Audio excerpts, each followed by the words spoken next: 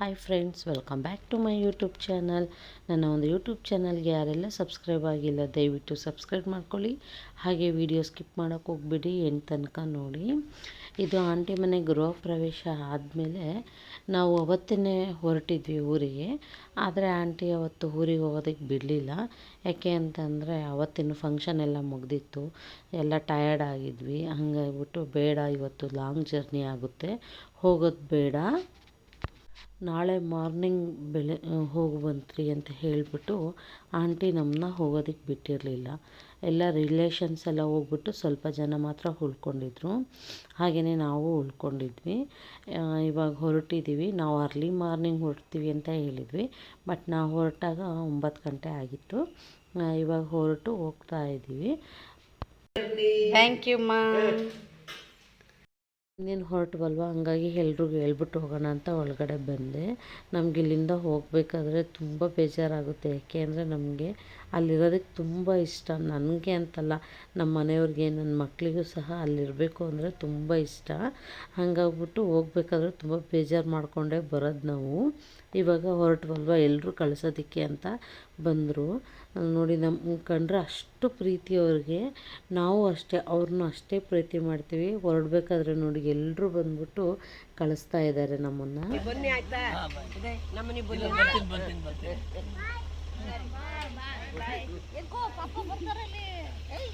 ಬಾರೋ. ಇಲ್ಲ ಇಲ್ಲ, ಗೊತ್ತು ಗೊತ್ತು. ಹೋದ ಮಗ ಅಜ್ಜಿ ಬಾಯಿ ಮಾಡ್ತಾ ಇದೀಯ ಚಿನ್ನು.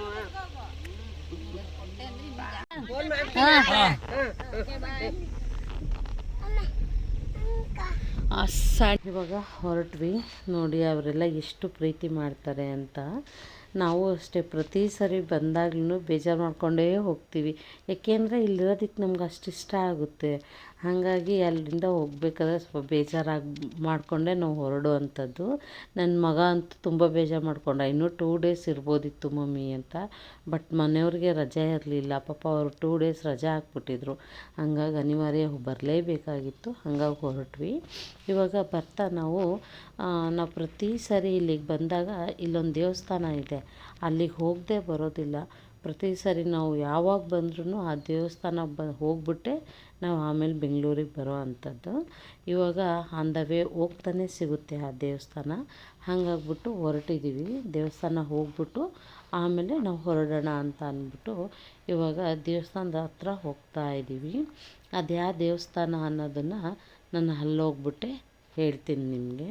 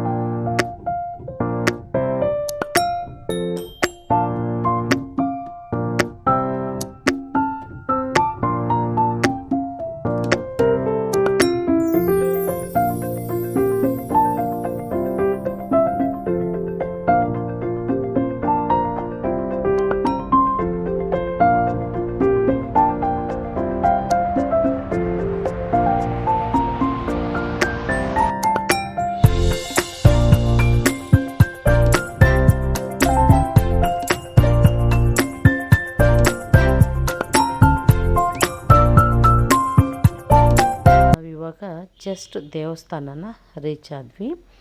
ನಾವು ಬಂದಿರುವಂಥ ದೇವಸ್ಥಾನ ಯಾವುದು ಅಂತಂದರೆ ಶ್ರೀ ಭುವನಗಿರಿ ಭುವನೇಶ್ವರಿ ದೇವಸ್ಥಾನ. ನಾವು ಬಂದಿರುವಂಥ ದೇವಸ್ಥಾನ ಭುವನೇಶ್ವರಿ ದೇವಸ್ಥಾನ. ನಿಮಗೆಲ್ಲ ಈ ದೇವಸ್ಥಾನದ ಬಗ್ಗೆ ಗೊತ್ತಿರ್ಬೋದು ಅಂತ ಅಂದ್ಕೊಂಡಿದ್ದೀನಿ. ಹೌದು, ತುಂಬ ಪ್ರಸಿದ್ಧವಾಗಿರುವಂಥ ದೇವಸ್ಥಾನ. ಇಲ್ಲಿಗೆ ಬಂದರೆ ಏನೋ ಒಂಥರ ನೆಮ್ಮದಿ ಅನಿಸುತ್ತೆ. ನಾವು ಪ್ರತಿ ಸರಿ ಬಂದಾಗ್ಲೂ ಸಹ ಈ ದೇವಸ್ಥಾನಕ್ಕೆ ಬರ್ದೇ ಹೋಗೋದಿಲ್ಲ. ಇವಾಗ ದೇವಸ್ಥಾನದ ಒಳಗಡೆ ಬಂದ್ವಿ. ಒಳಗಡೆ ಗರ್ಭಗುಡಿ ಕ್ಲೋಸ್ ಆಗಿತ್ತು, ಆದರೆ ಕಾಣಿಸುತ್ತೆ ದೇವರು. ಹಂಗಾಗ್ಬಿಟ್ಟು ಕೈಯೆಲ್ಲ ಮುಗಿದ್ಬಿಟ್ಟು ಪ್ರದಕ್ಷಿಣೆ ಹಾಕೋಣ ಅಂತ ಬಂದ್ವಿ.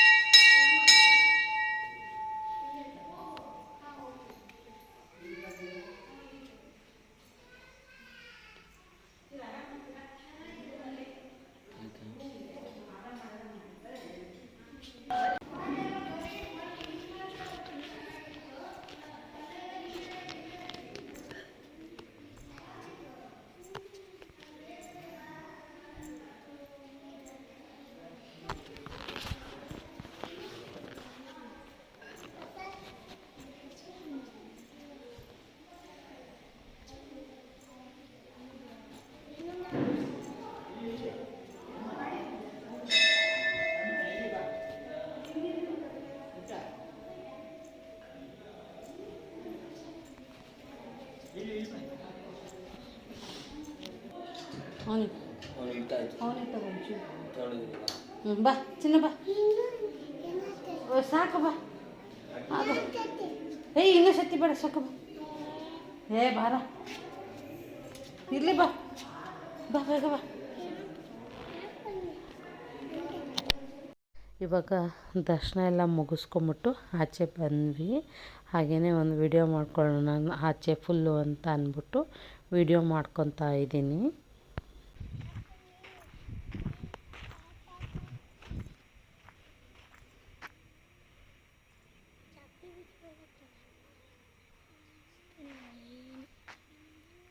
ಎಲ್ಲೋಡ ಅಲ್ಲಿ ಚಿನ್ನ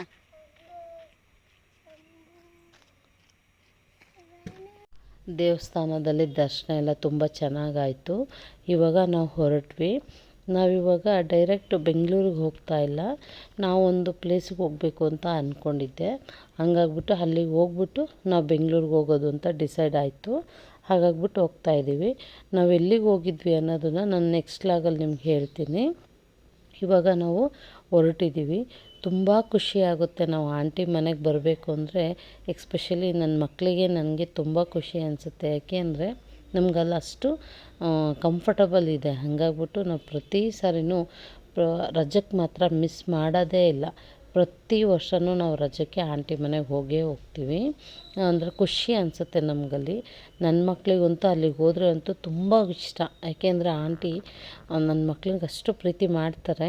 ಹಾಗೆಯೇ ನನ್ನ ಮಕ್ಕಳಿಗೆ ಆಂಟಿ ಮಾಡೋವಂತಹ ಒಂದು ಫುಡ್ ಐಟಮ್ಸ್ ಮಾತ್ರ ತುಂಬ ಇಷ್ಟ. ಆಂಟಿ ವೆರೈಟೀಸ್ ಫುಡ್ ಮಾಡ್ತಾರೆ. ನನ್ನ ಮಗನಿಗಂತೂ ಫುಲ್ಲು ಆಂಟಿ ಮಾಡೋವಂಥ ಅಡುಗೆ ಅಂದರೆ ತುಂಬ ಇಷ್ಟ.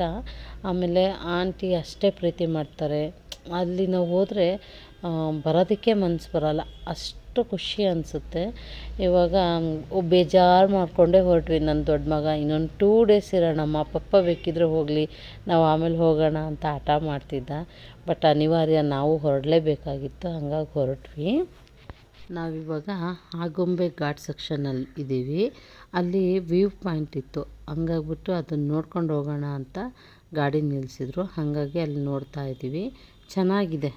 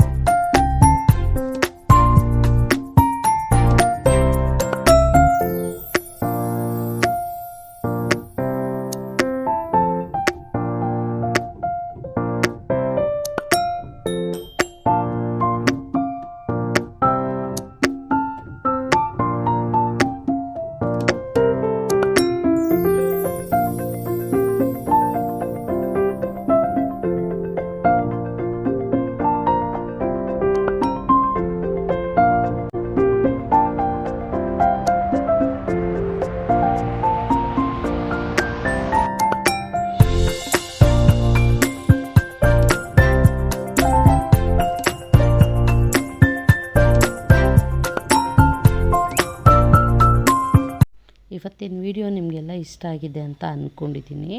ಪ್ಲೀಸ್ ಲೈಕ್ ಮಾಡಿ, ಶೇರ್ ಮಾಡಿ, ಕಮೆಂಟ್ ಮಾಡಿ. ಆದರೆ ಸಬ್ಸ್ಕ್ರೈಬ್ ಆಗೋದು ಮಾತ್ರ ಮರಿಬೇಡಿ. Thank you for watching. Bye.